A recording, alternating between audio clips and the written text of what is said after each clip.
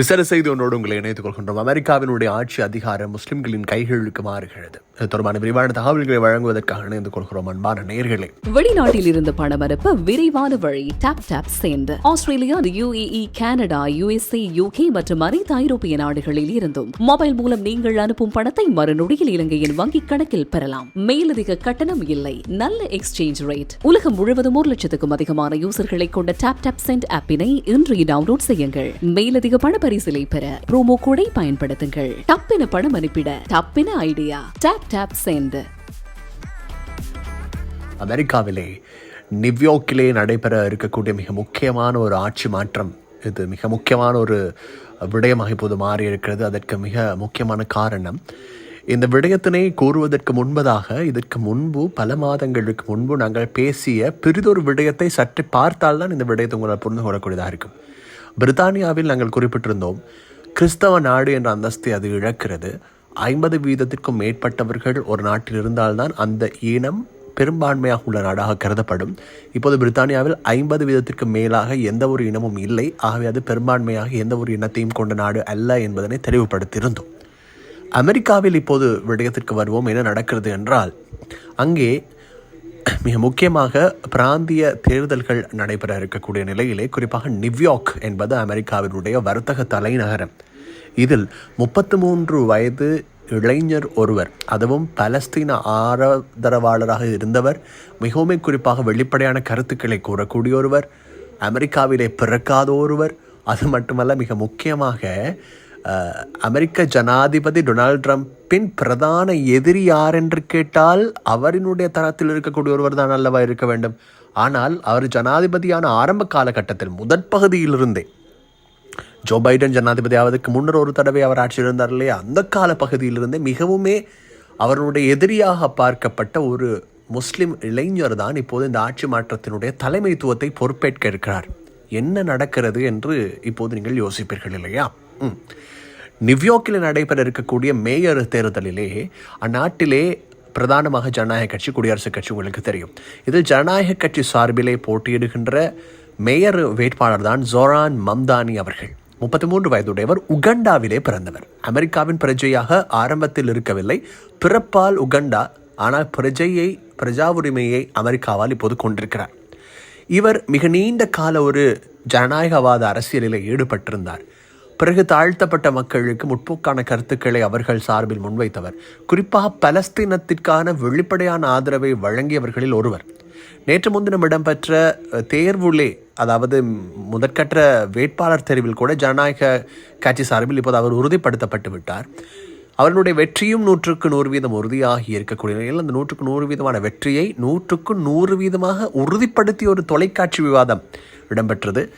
New York பிராந்திய ஆளுநரும் தனிமையிலே சுயாதீனமாக போட்டியிடக்கூடியவர் என்று எதிர்பார்க்கக்கூடியவருமான, பெரும்பாலும் அமெரிக்காவினுடைய ஜனாதிபதி சார்பு ஆதரவு நிலைப்பாட்டை கொண்டவர், குடியரசுக்கு மறுதோற்றத்தில் ஆதரவு அளிக்கக்கூடியவர் தான். அவருடைய விவாதத்திலே அவருக்கும் அனல் பறந்த விவாதம் இடம்பெற்றது.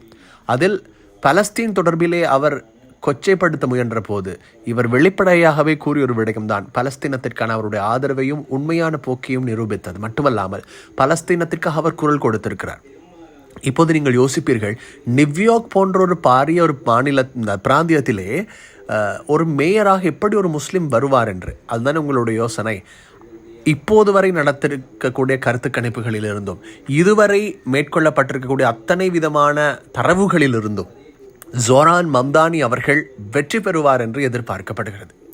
அமெரிக்க ஜனாதிபதி டொனால்ட் ட்ரம்ப் ஏன் இவரை அதிகளவு விமர்சிக்கிறார் என்றால், பலஸ்தீன் ஆதரவு என்பதற்கு மேலதிகமாக இவர் முஸ்லிம்களினுடைய உரிமைகளுக்காக மட்டுமல்லாமல் மிக முக்கியமான இடங்களில் கருத்து பதிவேற்றங்களின் போது எந்த பயமும் இன்றி நடந்து கொள்பவர். அமெரிக்க ஜனாதிபதியை பகிரங்கமாக விமர்சிப்பவர். அதில் இவர் கூறுகின்ற ஒரு விடயம்தான், இவர் வருகை தந்தால் நியூயார்க்கிலே ஷரியா சட்டம் என்கின்ற ஒரு பயத்தை அமெரிக்க ஜனாதிபதி அப்படியே உருவாக்கி விடுகிறார். அதற்கு முன்னோட்டமாக லண்டன் நகர மேயராக இருக்கக்கூடிய திரு சாதிக் அவர்கள், நாங்கள் ஏற்கனவே பிரத்யேகமான காணொலி வழங்கியிருந்தோம், அவர்களினுடைய செயற்பாட்டை வைத்து மக்களை திசை திருப்ப முயற்சிக்கிறார். ஆனால் மக்கள் தீர்மானித்து விட்டார்கள். அங்கே மக்கள் என்ன சொல்கிறார்கள் என்றால், மக்களினுடைய நிலை எப்படி இருக்கிறது என்று நீங்கள் பார்த்தீர்கள் என்றால், மக்களினுடைய ஆதரவு இவருக்கு தான் இருக்கிறது. ஏனென்றால் அமெரிக்க ஜனாதிபதி நியூயார்க்கினுடைய அதிகாரத்தை இழக்கிறார் என்கின்ற போது அங்கு மிக முக்கியமான ஒரு விடயம் உலகுக்கு சொல்லப்படும். வர்த்தக தலைநகரினுடைய அதிகாரம் ஜனாதிபதியினுடைய பகுதிக்கு இல்லை, எதிர்க்கட்சியின் வசமாக இருக்கிறது என்றால் அது என்ன ஒரு செய்தியை கூற வருகிறது என்பது உங்களுக்கு புரிந்திருக்கு. ஜொஹ்ரான் மம்தானி அவர்கள் உகண்டாவை பிறப்பிடமாக கொண்டு அமெரிக்காவிலே வந்து ஆட்சியினுடைய பங்கை பெறுவதற்கு முயல்கின்ற அதே தருணத்தை யாரோடு ஒப்பிடுகிறார்கள் என்றால் பராக் ஒபாமாவோடு ஒப்பிடுகிறார்கள். ஏன், பராக் ஒபாமா கூட ஆப்பிரிக்க நாட்டிலிருந்து வருகை தந்த பாரம்பரியத்தை கொண்டவர். அந்த தலைமுறையினூடான அந்த ஜனநாயக கட்சியினூடான அந்த பிரதிநிதித்துவத்தை எப்போதுமே இவர்கள் மிக முக்கியமாக எதிர்க்கின்ற ஒரு காரணம் என்ன என்றால், அமெரிக்க ஜனாதிபதியினுடைய அந்த வலதுசாரி கொள்கையினுடைய தீவிரத்தன்மை முஸ்லிம் கடும்போக்குவாதம் என்ற ஒரு விதத்திற்கு மாறுகிறது. அது அமெரிக்கர்களாக இருந்தாலும் சரி, அமெரிக்காவுக்கு வெளியிலிருந்து வந்து பிரஜா உரிமை பெற்றவர்களாக இருந்தாலும் சரி, அல்லது அமெரிக்காவிற்கு வெளியே இருந்து அவர்களை எதிர்ப்பவர்களாக இருந்தாலும் சரி, அவர்கள் அனைவருமே தீவிரவாதிகளாக முத்திரை குத்தப்படுகிறார்கள் அல்லது எத்தனிக்கப்படுகிறார்கள். இந்த எத்தனிப்பு எங்கு கொண்டு செலுத்துகிறது என்றால் ஒரு கட்டத்தில் மக்களினுடைய விரக்தியை தூண்டுகிறது. அதுதான் இப்போது நடக்கப் போகிறது. அங்கே குறிப்பாக சில நாட்களுக்கு முன்னர் இடம்பெற்ற குடிவரவு குடியகழ்வு பணியகத்தின் திணைக்களத்தின் முன்னால் இடம்பெற்ற பாரிய ஆர்ப்பாட்டங்கள், 200 உறுப்பினர்களுக்கு மேல் அமெரிக்க ஜனாதிபதி அனுப்பும் திட்டத்துக்கு எதிரான ஆர்ப்பாட்டங்கள் ஒரு பக்கம், மறுபுறத்தில் மம்தானி போன்றவர்களுடைய வளர்ச்சி இன்னும் ஒரு பக்கம். இது என்ன கூறுகிறது என்றால், அதாவது அமெரிக்க ஜனாதிபதி டொனால்ட் ட்ரம்ப்புக்கு எதிரான, அதாவது ஜனாதிபதி தேர்தலில் அங்கு மக்கள் நேரடி வாக்குகளை செலுத்துவதில்லை அல்லவா, தேர்தல் கல்லூரி வாக்குகளை தான் செலுத்துவார்கள். ஒரு விடயத்தை பாருங்கள், ஹிலரி கிளின்டன் ஜனாதிபதி தேர்தலிலே போட்டியிடுகின்ற போது, அப்போது டொனால்ட் ட்ரம்ப் ஜனாதிபதியாக தேர்வு செய்யப்பட்ட தேர்தலிலே ஹிலரி கிளின்டன் தான் அதிக அளவு மக்கள் வாக்குகளை பெற்றிருந்தார். ஒரு விடயத்தை நீங்கள் புரிந்து கொள்ள வேண்டும். தேர்தல் கல்லூரி பிரதிநிதித்துவங்களை தேர்வு செய்வதற்கான தேர்தலிலே அதிக அளவு மக்கள் யாருக்கு வாக்களித்திருந்தார்கள் என்றால் ஹிலரி கிளின்டனுக்கு. டொனால்ட் ட்ரம்ப்புக்கு அதிக அளவு வாக்குகள் கிடைக்கவில்லை. ஆனால் தேர்தல் கல்லூரிகளினுடைய பிரதிநிதிகளின் வாக்குகள் தான் டொனால்ட் ட்ரம்ப்புக்கு அதிகமாக இருந்தது. அது மிக முக்கியமாக நீங்கள் பார்க்க வேண்டும். ஏனென்றால் சில தொகுதிகளிலே மக்கள் அதிகரித்து வாக்களித்திருப்பார்கள், ஆனால் தொகுதியில் ஒருவர் அல்லவா வர முடியும். ஆனால் தொகுதிகள் அதிகமாக ஈட்டப்படுகின்ற போது சில தொகுதிகளில் வரும் அதிக வாக்குகள் எதுவும் செய்யாது. என்றால் இலங்கை இந்திய ஜனநாயக தேர்தல் முறைமைகள் என்பது அங்கு கிடையாது. அங்கு இருப்பது அதாவது மறைமுக பிரதிநிதித்துவ தேர்தல் தான். நேரடியாக மக்கள் வாக்களிக்க மாட்டார்கள். மக்கள் பிரதிநிதிகளை தெரிவு செய்வார்கள், பிரதிநிதிகள் தான் வாக்களிப்பார்கள். அதன் அடிப்படையிலே பார்க்கின்ற போது இங்கு இப்போது கூட, ஆனால் இந்த முறை தேர்தலிலே டொனால்ட் ட்ரம்ப்புக்கு மக்களுடைய வாக்குகளும் பிரதிநிதித்துவங்களுடைய வாக்குகளும் அதிக அளவில் தான் இருந்தது.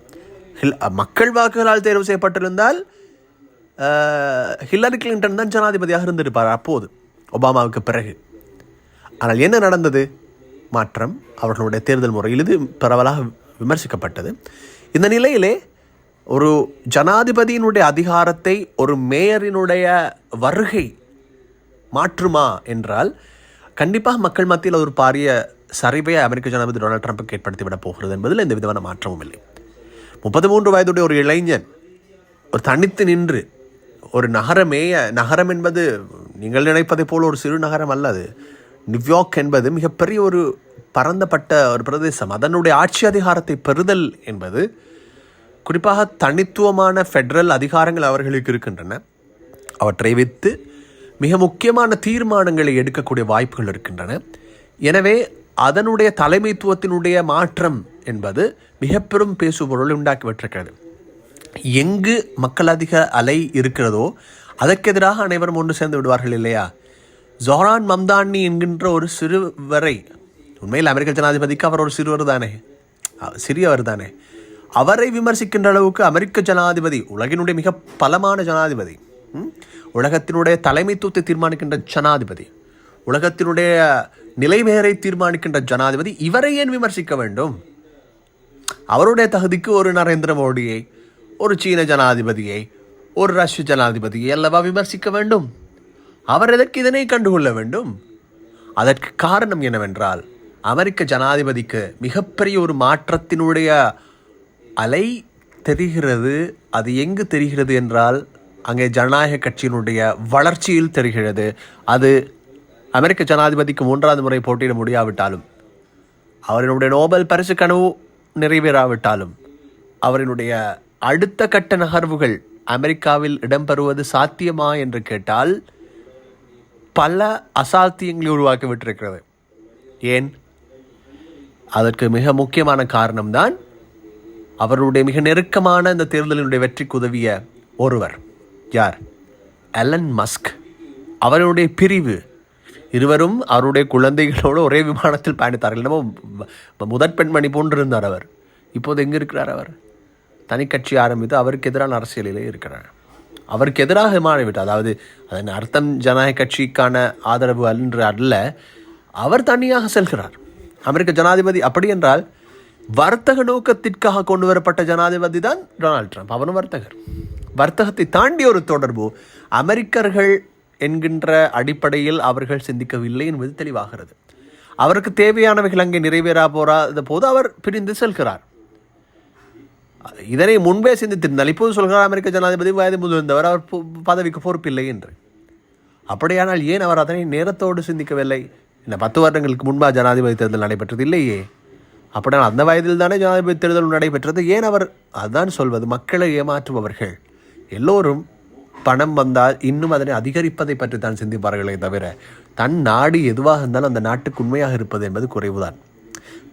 தேசிய கொடியை மார்பில் குத்துவதனால் தேசப்பற்றாளராகிவிட முடியாது அல்லவா? அந்தந்த நாடுகளினுடைய கலாச்சார ஆடைகளை அணிவதனால் தேசப்பற்றாளராகிவிட முடியாது. தான் ஈன்ற தாய்க்கும் தான் வளர்ந்த தாய் நாட்டிற்கும் மாறுபாடு யோசிக்காமல், அதனோட அர்த்தம் என்ன? அத்தனை இனங்கள் எத்துணையாக இருந்தாலும் அத்தனையும் தன்னினமென கொள்ளுதல் தான் ஒரு தனிநாட்டினுடைய பிரஜையினுடைய அழகு. அதனை மீறுவது என்பது ஒரு நாட்டிற்கு செய்கின்ற மிகப்பெரிய துரோகம் அல்லவா? அதுதான் அங்கே நடந்திருக்கிறது. அவை இந்த வளர்ச்சி என்பது குறிப்பிடுவது அதனைத்தான். அமெரிக்க ஜனாதிபதியினுடைய அரசியல் சரிவு தெளிவாக அவருக்கு தெரிகிறது. உங்களுக்கு பிறந்திருக்க நினைக்கிறேன். தொடர்ந்து அன்பான நேயர்களே.